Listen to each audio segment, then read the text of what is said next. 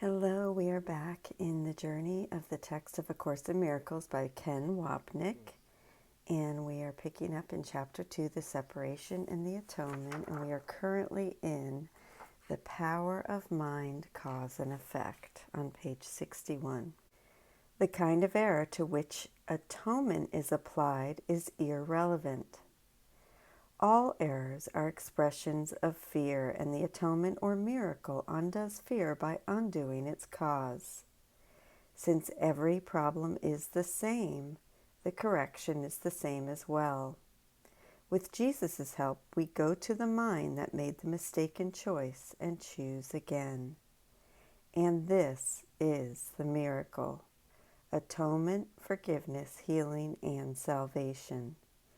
Different terms for the same process of undoing the ego's strategy of mindlessness by returning our attention to the decision-making mind, the source of the problem and its solution. Given this right-minded shift, we cannot help but walk the world in the perfect presence of love, safe in its imperviousness to all illusion. So that's it right there, folks. We don't need to go any further. That's it. We're done.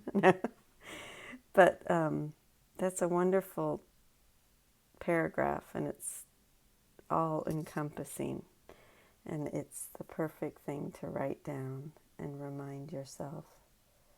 For me to write down and remind myself, because we're all one. But anyway, I'm going to read on. In reality, you are perfectly unaffected by all expressions of lack of love. These can be from yourself and others, from yourself to others, or from others to you. Peace is an attribute in you. You cannot find it outside. Illness is some form of external searching. Health is inner peace.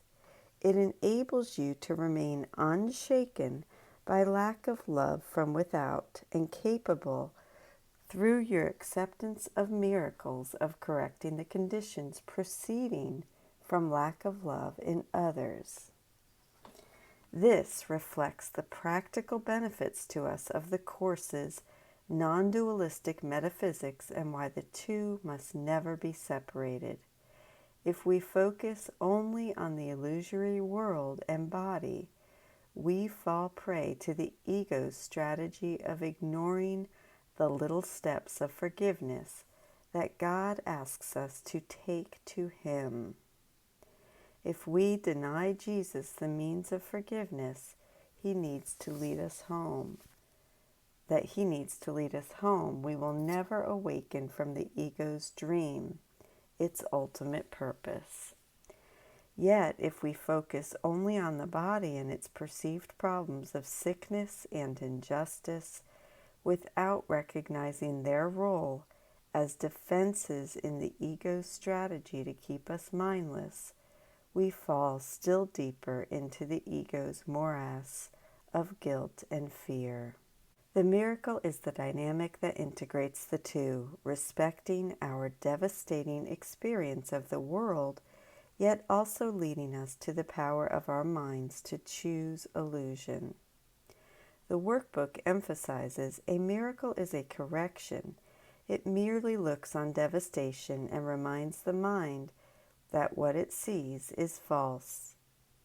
Once we have restored ourselves to the right mind, we are able to demonstrate our correct decision to others who have been guilty of the same sin of choosing against love. We shall return often to this important aspect of forgiveness. By returning to the right mind, the source of our health, we are protected from any attack, expressions of lack of love, not in the body but in the mind, where our peace is unaffected and unshaken by illusion. We return now to the theme of asking Jesus first. Before you choose to do anything, ask me if your choice is in accord with mine. If you are sure that it is, there will be no fear. Jesus is not saying not to do things in the world. He simply wants us to check with Him first.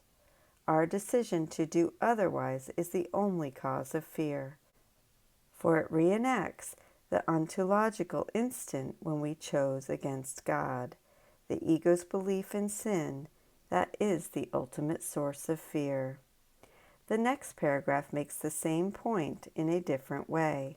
It should be evident even now in these early movements of our symphony how very important this theme is to the Course, and how essential it is to understand the crucial distinction between mind and body, thought and behavior.